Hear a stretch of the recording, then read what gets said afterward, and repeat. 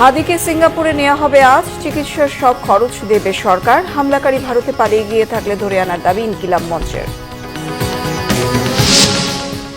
শহীদ বুদ্ধিজীবীদের প্রতি রাষ্ট্রপতি, প্রধান উপদেষ্টা সহ বিশিষ্টজনদের শ্রদ্ধা। নির্বাচনের মাধ্যমে নতুন বাংলাদেশ বিনির্মাণের আশা। আইনশৃঙ্খলা নিয়ন্ত্রণে হবে নির্বাচিত সরকারের প্রধান কাজ বলেছেন তারেক রহমান। স্বাধীনতা বিরোধীদের ক্ষমা নেই মন্তব্য মির্জা ফখরুলের। শেখ হাসিনাকে নির্বাচন বানচালের বক্তব্যের সুযোগ দেয়া ভারতকে পররাষ্ট্র মন্ত্রণালয়ের দোষারোপ, অভিযোগ অস্বীকার দিল্লির। দেখছিলেন ক্রাউন সিমেন্ট সংবাদ শিরোনাম, এবার বিস্তারিত সংবাদ। ইনকিলাব মঞ্চের আহ্বায়ক ওসমান হাদিকে আজ দুপুরে এয়ার অ্যাম্বুলেন্সে সিঙ্গাপুরে নেওয়া হবে। তার চিকিৎসার সব ব্যয় রাষ্ট্রীয়ভাবে বহন করা হবে। হাদির চিকিৎসা প্রক্রিয়া সার্বক্ষণিক পর্যবেক্ষণে রাখতে সংশ্লিষ্টদের নির্দেশ দিয়েছেন প্রধান উপদেষ্টা ড মোহাম্মদ ইউনূস। এদিকে এভারকেয়ার হাসপাতালে তার চিকিৎসায় গঠিত মেডিকেল বোর্ডের সদস্য ডাক্তার আব্দুল আহাদ সাংবাদিকদের জানিয়েছেন ওসমান হাদির শারীরিক অবস্থা অপরিবর্তিত রয়েছে। চিকিৎসক জানান, শুক্রবার রাতে তার অবস্থা যেমন ছিল এখনো তেমনই আছে। রবিবার সকালে হাদির একটি সিটি স্ক্যান করা হয়। তার রিপোর্ট পর্যালোচনায় দেখা গেছে এখনো আশঙ্কামুক্ত বলা যায় না বলে জানান ডাক্তার আহাদ। বুলেটের বেশ কিছু অংশ বের করা হলেও একটা অংশ মস্তিষ্কের ভেতরে এমন জায়গায় রয়ে গেছে যেখানে অস্ত্রোপচার করা সম্ভব নয়। এদিকে হাদির ওপর হামলায় জড়িতদের গ্রেফতার করা না হলে আগামী 24 ঘণ্টার মধ্যে আইন উপদেষ্টা ও স্বরাষ্ট্র উপদেষ্টার পদত্যাগ দাবি করেছেন ইনকিলাব মঞ্চের নেতারা। গতরাতে রাজধানীর এভারকেয়ার হাসপাতালের সামনে এক সংবাদ সম্মেলনে তারা এমন দাবি জানান। আল্লাহ না করুক ওসমান হাদির যদি কিছু হয়ে যায়, ওসমান হাদি যেই দিন যদি আল্লাহ না করুক কোনো কারণে সে নিঃশ্বাস বন্ধ করে, সেই দিন এই অন্তর্বর্তীকালীন সরকারের শেষ দিন। যদি সত্যি সত্যিই ভারতে এই খুনি পালিয়ে থাকে, তাহলে যেন অতি দ্রুত বাংলাদেশ সরকারের পক্ষ থেকে ভারতকে আহ্বান জানানো হয় খুনিকে হস্তান্তরের ব্যাপারে। এবং এই ব্যাপারে যদি ভারত অসহযোগিতা প্রকাশ করে, তাহলে ইনকিলাব মঞ্চ বাংলাদেশের সকল বাংলাদেশপন্থী জনতাকে নিয়ে ঘোষণা করছি যে বাংলাদেশে ভারতীয় দূতাবাসের আর কোনো কার্যক্রম চলতে দেয়া হবে না। আপনারা ওসমান হাদির নিরাপত্তা নিশ্চিত করতে পারেন না, অথচ আপনারা বলেন ফেব্রুয়ারির 12 তারিখে আপনারা নাকি নির্বাচন করবেন। এক আসনের প্রার্থীর আপনারা নিরাপত্তা নিশ্চিত করতে পারেন না, আর 300 আসনে আপনারা ইলেকশন করবেন এবং সেই ইলেকশন সুষ্ঠু হবে, কোনো ঝামেলা হবে না এবং সবথেকে সুন্দর নির্বাচন হবে। এমন কথা যখন আপনারা বলেন, তখন আপনাদের মুখে আমাদের থুতু মারতে ইচ্ছে হয়। আমরা স্বরাষ্ট্র উপদেষ্টা এবং আইনমন্ত্রী এই দুইজনের পদত্যাগ দাবি করছি। ওসমান হাদিকে গুলি করে সিলেটগামী ট্রেনে চড়ে পালিয়ে গেছে ফয়সাল ও ডাবলু। আর্টিফিশিয়াল ইন্টেলিজেন্সের মাধ্যমে এমনটাই প্রমাণ পেয়েছে আইনশৃঙ্খলা রক্ষাকারী বাহিনী। এছাড়া ওসমান হাদির গুলির ঘটনায় মূল অভিযুক্তদের ভারতে পালিয়ে যাওয়ার তথ্য নেই পুলিশের কাছে। গতকাল বিকেলে ডিএমপি মিডিয়া সেন্টারে ব্রিফিংয়ে কথা জানান পুলিশের অতিরিক্ত কমিশনার নজরুল ইসলাম। অভিযুক্তদের ধরতে দেশের সকল সীমান্তবর্তী এলাকায় নজরদারি বাড়ানো হয়েছে। ব্লক করা হয়েছে অভিযুক্ত ফয়সালের পাসপোর্ট। সন্দেহভাজন ফয়সাল করিম মাসুদের ব্যক্তিগত কোম্পানি এবং তার পরিবারের সদস্যদের ব্যাংক অ্যাকাউন্ট জব্দ করেছে এনবিআর এর গোয়েন্দা সেল। অভিযুক্তদের শনাক্ত করতে পুলিশ সহযোগিতা নেয় তথ্য প্রযুক্তি বিশেষজ্ঞদের। তারা বলছেন, আর্টিফিশিয়াল ইন্টেলিজেন্স ব্যবহারের মাধ্যমে হামলাকারী ও এ কাজে ব্যবহৃত মোটরসাইকেলটি শনাক্ত করা হয়েছে। চোরাগোপ্তা হামলা করে নির্বাচন ঠেকানো যাবে না, যথাসময়ে হবে নির্বাচন, জানিয়েছে নির্বাচন কমিশন। ভয়ের পরিবেশ তৈরি করতে ইনকিলাব মঞ্চের মুখপাত্র ওসমান হাদির উপর হামলা বলে মনে করে ইসি। রাজধানীর আগারগাঁও নির্বাচন কমিশনে আইনশৃঙ্খলা সংক্রান্ত জরুরি সভা শেষে নির্বাচন কমিশনার আবুল ফজল মোহাম্মদ সানাউল্লাহ জানান, ওসমান হাদির ওপর চোরাগোপ্তা হামলা ও দুটি নির্বাচন অফিসে হামলার বিষয়ে আলোচনা হয়েছে। যারা নির্বাচন বানচালের চেষ্টা করবে তারা ব্যর্থ হবে। সামনেও এই চোরাগোপ্তা হামলার আশঙ্কা উড়িয়ে দেয়া যায় না, তাই কঠোর হস্তে এসব হামলা দমনের নির্দেশনা দেয়া হয়েছে। বলেন, চোরাগোপ্তা হামলা সম্পর্কে রাজনৈতিক দলের প্রতিনিধিদেরও সতর্ক থাকতে হবে। ভারতীয় হাইকমিশনারকে তলব করে পলাতক শেখ হাসিনার উস্কানিমূলক বক্তব্য ও আসন্ন নির্বাচন ঘিরে বাংলাদেশ সরকারের উদ্বেগের কথা জানিয়েছে পররাষ্ট্র মন্ত্রণালয়।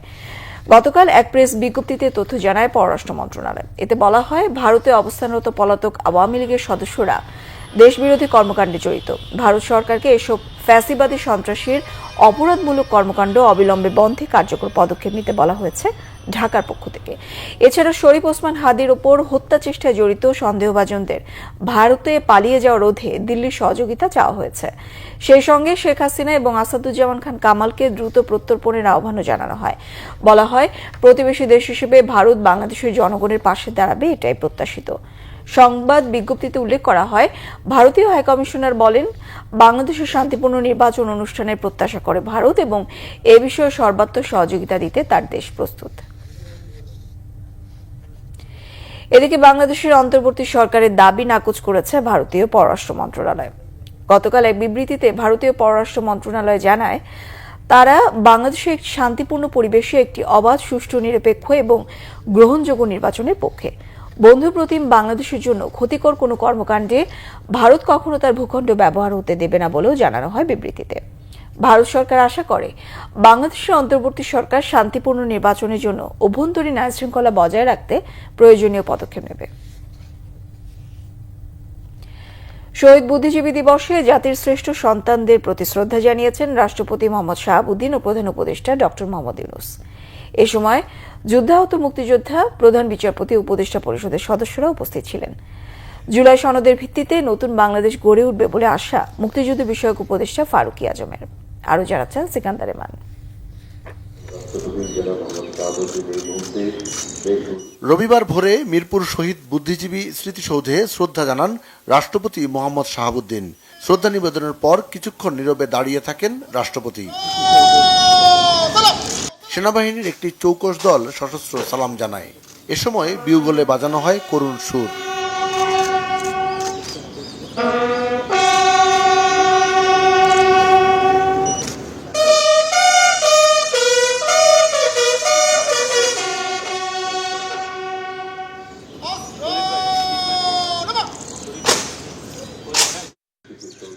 পরে অন্তর্বর্তী সরকারের প্রধান উপদেষ্টা অধ্যাপক ডক্টর মোহাম্মদ ইউনূস দেশের কৃতি সন্তানদের স্মৃতির প্রতি গভীর শ্রদ্ধা জানান ও কিছুক্ষণ নীরবতা পালন করেন।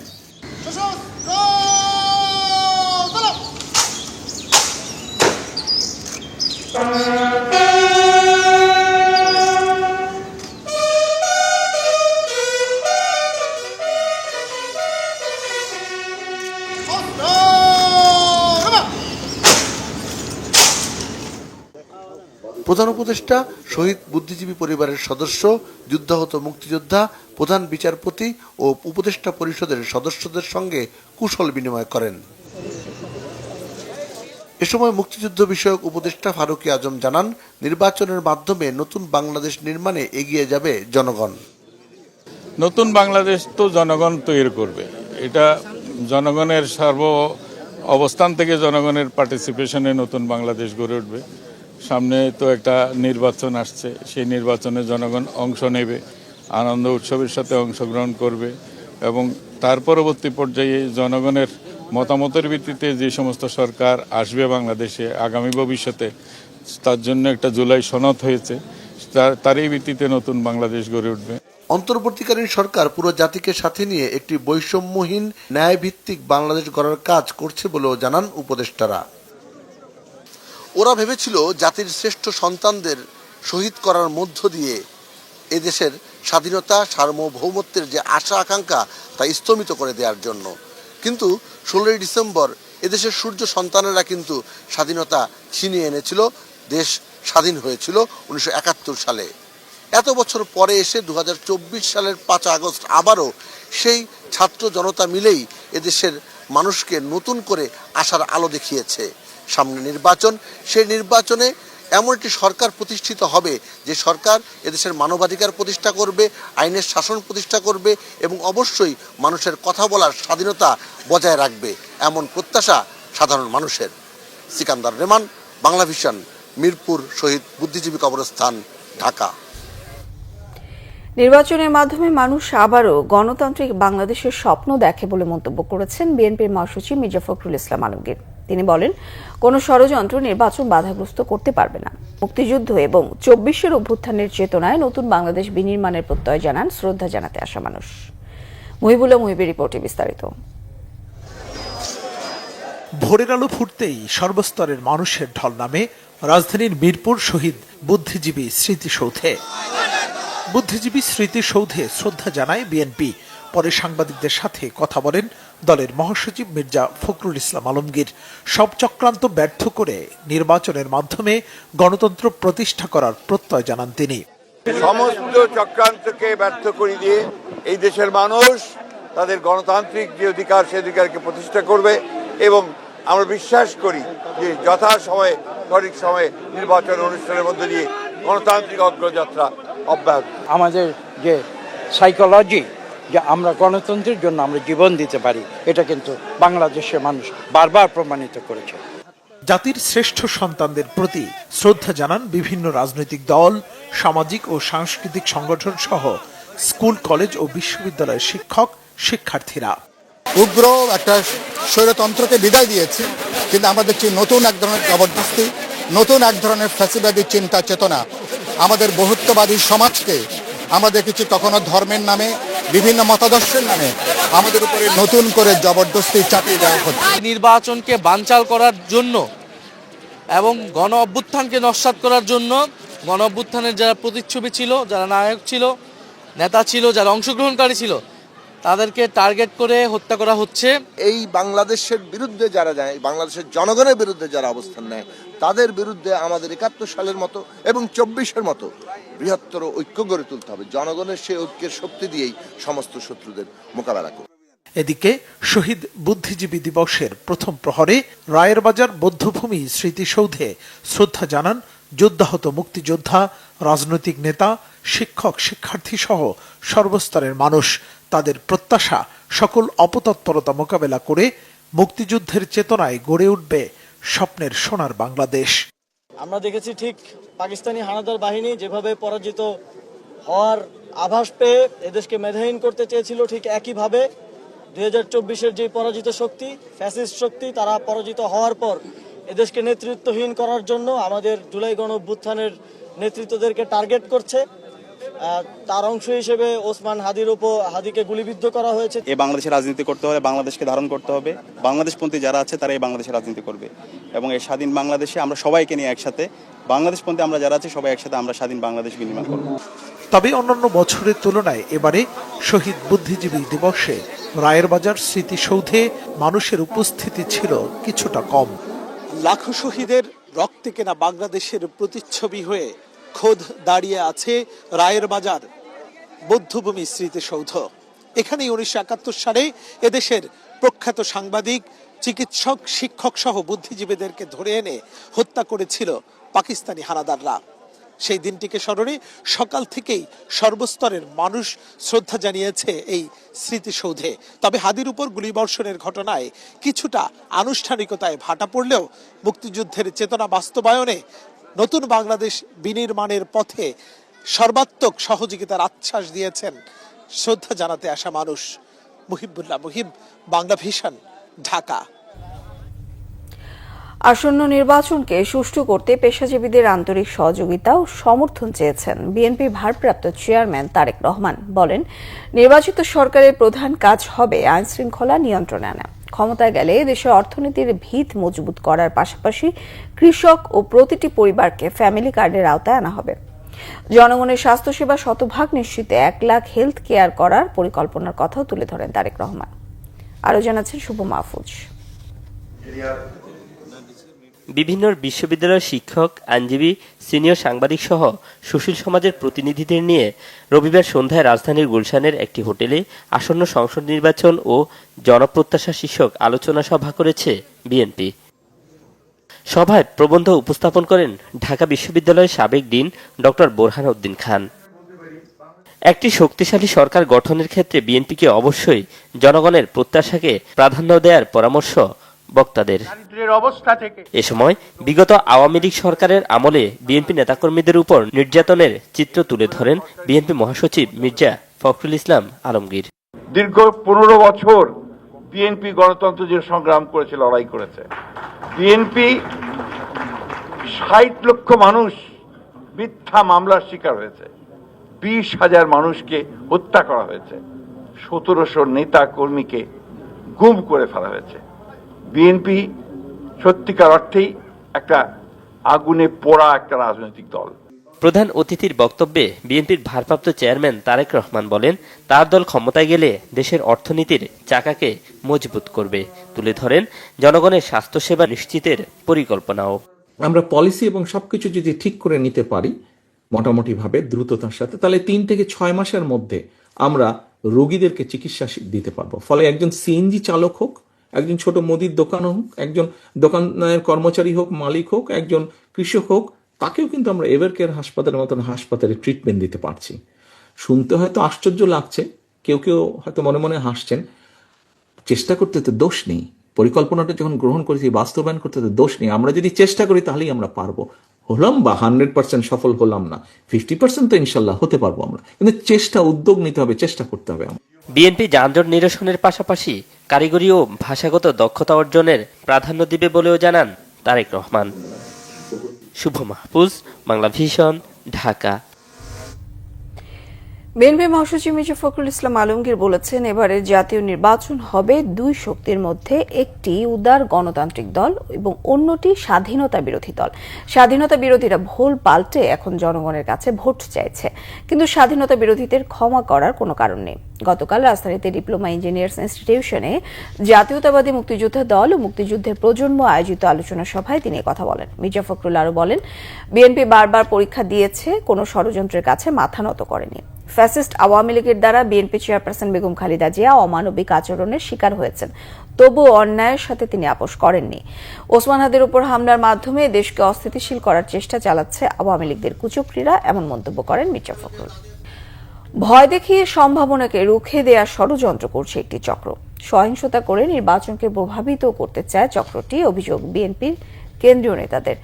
শহীদ বুদ্ধিজীবী দিবস উপলক্ষে গতকাল বিকেলে রাজধানীর রমনা ইঞ্জিনিয়ার্স ইনস্টিটিউশনে বিএনপি আয়োজিত আলোচনা সভায় বিএনপির কেন্দ্রীয় নেতারা আরও বলেন, স্বাধীনতা বিরোধীরাই বর্তমানে আবারও সক্রিয় হয়ে উঠেছে, তাই সকল সহিংসতা থেকে দূরে থেকে সকল ষড়যন্ত্র রুখে দেবে বিএনপি। অভিযোগ করেন, অভ্যুত্থান পরবর্তী সময়ে সম্ভাবনার নতুন দ্বার উন্মোচন হয়েছে, তবে ষড়যন্ত্রকারীরা গণতন্ত্র পুনরুদ্ধারে যারা লড়াই করেছেন তাদের হত্যার চেষ্টা করছে।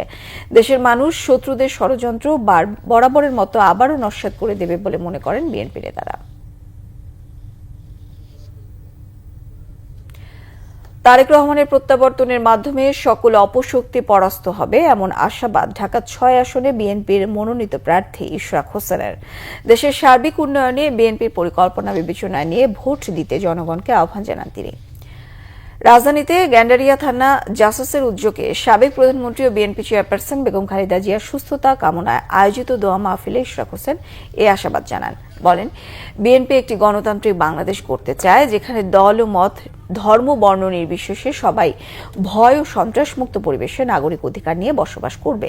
ইশরাক হোসেনের অভিযোগ, গত 17 বছর ধরে বিএনপি রাষ্ট্রীয় নিপীড়ন ও সন্ত্রাসের শিকার হলেও আন্দোলন থেকে পিছপা হয়নি। যারা আবারও ক্ষমতায় ফিরে দেশের স্বাধীনতা বিক্রি করতে চায় তাদের ষড়যন্ত্র জনগণের সামনে স্পষ্ট।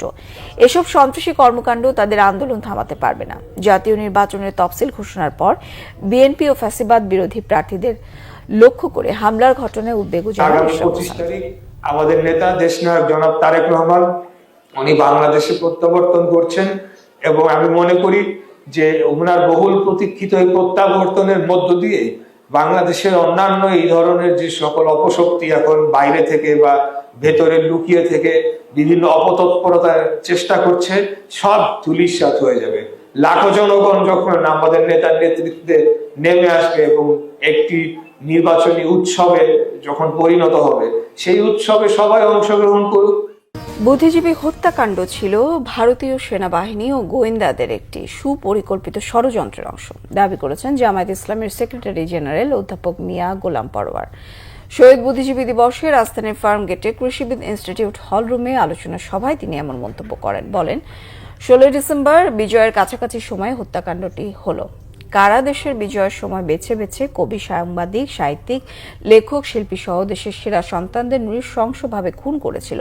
এ প্রশ্ন রেখে মিয়া গোলাম পরোয়ার বলেন, 54 বছর পেরিয়ে গেলেও বুদ্ধিজীবী হত্যায় এই রহস্য আজও উন্মোচন হয়নি। তার দাবি, বামপন্থী কলকাতা কেন্দ্রিক বুদ্ধিজীবী ভারতীয় তাবেদাররা নানাভাবে এদেশের ইসলামী আন্দোলনকে, জামায়াত ইসলামীকে দায়ী করে থাকেন, কিন্তু ইতিহাসের এখন বহু তথ্য সত্য বেরিয়ে এসেছে। হত্যাকাণ্ডটি ছিল ভারতীয় সেনাবাহিনী ও তাদের গোয়েন্দাদের সুপরিকল্পিত ষড়যন্ত্রের অংশ। ঢালাওভাবে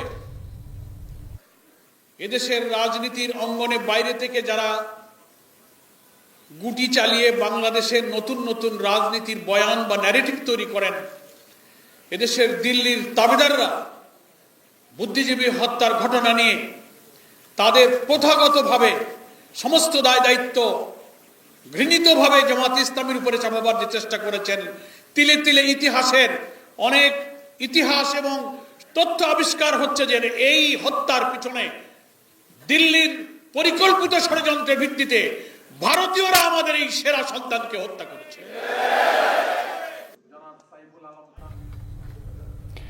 রাজনীতিবিদ, আমলা ও অন্তর্বর্তী সরকারের অনীহার কারণে সংস্কার প্রক্রিয়া কাঙ্ক্ষিত মাত্রায় বাস্তবায়ন হয়নি বলে অভিযোগ করেছেন সংস্কার কমিশনের একাধিক সদস্য। অভ্যুত্থান পরবর্তী চেষ্টা থাকলেও মাফিয়া তন্ত্রের কারণে কাঙ্ক্ষিত সংস্কার হয়নি বলে মনে করেন সরকারের নৌ পরিবহন উপদেষ্টা এম সাখাওয়াত হোসেন। আরও জানাচ্ছেন সৈয়দ আব্দুল মুহিত। অন্তর্বর্তী সরকারের নেওয়া সংস্কার কর্মসূচি নিয়ে রাজধানীতে নাগরিক প্ল্যাটফর্ম আয়োজনে বাংলাদেশ রিফর্মস রাখার ওয়েবসাইটের উদ্বোধনী অনুষ্ঠান। এতে বক্তারা আসন্ন নির্বাচনে প্রার্থীদের নিরাপত্তা নিয়ে উদ্বেগ জানান। নির্বাচন কমিশন এবং বর্তমান সরকার তাদের জন্য সেই সুষ্ঠু নিরাপদ পরিবেশ গড়ে তুলতে পারবেন কিনা, এই ব্যাপারে খুব বড় ধরনের আশঙ্কা প্রকাশ করা হয়েছে। সংস্কার কর্মসূচি বাস্তবায়নের প্রতিবন্ধকতা তুলে ধরেন অন্তর্বর্তী সরকারের সংস্কার কমিশন সদস্যরা। আমরা সুস্পষ্ট প্রস্তাব করেছিলাম এই যে যোগ্যতার মাপকাঠি এগুলো আরো কঠোর করার জন্য, হলফনামা যাচাই বাছাই করার জন্য, ঋণ খেলাপিদেরকে বাদ দেওয়ার জন্য, কিন্তু দুর্ভাগ্যবশত অসন্তুষ্টি প্রকাশ করছি। সংস্কারের প্রতিবন্ধক শক্তি করা, আমার এই প্রশ্নের জবাব আমি পাই নাই, এমনকি আগ্রহ দেখি নাই। সবচেয়ে বড় প্রতিবন্ধক আমি উইদাউট এনি হেজিটেশন বলবো, অন্যতম হচ্ছে রাজনৈতিক শক্তি বাংলাদেশের, এবং তার পাশাপাশি আমাদের আমলাতান্ত্রিক শক্তি। মিডিয়া কমিশনের প্রস্তাব সরকার নাকচ করে দিচ্ছে, সেদিকে আগাচ্ছেই না। আমরা যে প্রস্তাব দিলাম ঠিক তার উল্টোটা হলো। অনুষ্ঠানে নৌ পরিবহন উপদেষ্টা জানান, গণ অভ্যুত্থান পরবর্তী সময়ে প্রশাসনের ভঙ্গুর অবস্থার সন্তোষজনক উত্তরণ হয়নি। সরকার সংস্কার কাজ অব্যাহত রেখেছে, তার আশা নতুন সরকার এর ধারাবাহিকতা বজায় রাখবে। কিছু হলেই বলে ও স্বৈরাচারের দোষর, ও বলে ওর তেসর, ও বলে ওর সাথে ছবি উঠেছে, ওর সাথে এটা করেছে। এই যে জিনিসগুলো শুরু হলো, সেখান থেকে একটা অ্যাডমিনিস্ট্রেশন কিভাবে চলবে, দেয়ারফর যা হওয়ার তাই হয়েছে। এখনো অ্যাডমিনিস্ট্রেশন আমার মতে এখন পর্যন্ত they are not in their form. আমাদের কিন্তু গুডউইল ছিল টু ডু থিংস, তাহলে এই সংস্কার কমিশনই বা কেন হলো? যেগুলো বাকি আছে সেগুলো যে হবে না এরকম কথা তো কেউ বলেনি। তাহলে পলিটিক্যাল পার্টি এত বড় এজেন্ডা যারা দিয়েছে, সেটা তো আপনারা এখন পলিটিক্যাল পার্টিকে ধরবেন। অবশ্য নতুন সরকার তা কতটুকু রক্ষা করবে তা নিয়ে সন্দিহান দুদক চেয়ারম্যান। এখন আমলারা যাচ্ছে পলিটিশিয়ানদের কাছে, আমি আপনার। সৈয়দ আব্দুল মুহিত, বাংলা ভিশন, ঢাকা। সংবাদ শেষ করব ক্রাউন সিমেন্ট শিরোনামগুলো আরো একবার জানিয়ে। হাদিকে সিঙ্গাপুরে নেওয়া হবে আজ, চিকিৎসার সব খরচ দেবে সরকার। হামলাকারী ভারতে পালিয়ে গিয়ে থাকলে ধরে আনার দাবি ইনকিলাব মঞ্চের। শহীদ বুদ্ধিজীবীদের প্রতি রাষ্ট্রপতি, প্রধান উপদেষ্টা সহ বিশিষ্টজনদের শ্রদ্ধা। নির্বাচনের মাধ্যমে নতুন বাংলাদেশ বিনির্মাণের আশা। আইনশৃঙ্খলা নিয়ন্ত্রণই হবে নির্বাচিত সরকারের প্রধান কাজ, বলেছেন তারেক রহমান। স্বাধীনতা বিরোধীদের ক্ষমা নেই, মন্তব্য মির্জা ফখরুলের। শেখ হাসিনাকে নির্বাচন বানচালের বক্তব্যের সুযোগ দেয়া, ভারতকে পররাষ্ট্র মন্ত্রণালয়ের দোষারোপ, অভিযোগ অস্বীকার দিল্লির। এই ছিল এখনকার মতো। পরের সংবাদ সকাল 10টায়, 9টায় থাকছে নিউজ টপ 10, দেখার আমন্ত্রণ রইল। এছাড়া বাংলা ভিশন সংবাদ ও সংবাদ সংশ্লিষ্ট অনুষ্ঠান দেখতে ভিজিট করুন www.bbnews24.com ও facebook.com/banglavisionnews। সাবস্ক্রাইব করুন youtube.com/banglavisionnews। সঙ্গে থাকায় ধন্যবাদ সবাইকে।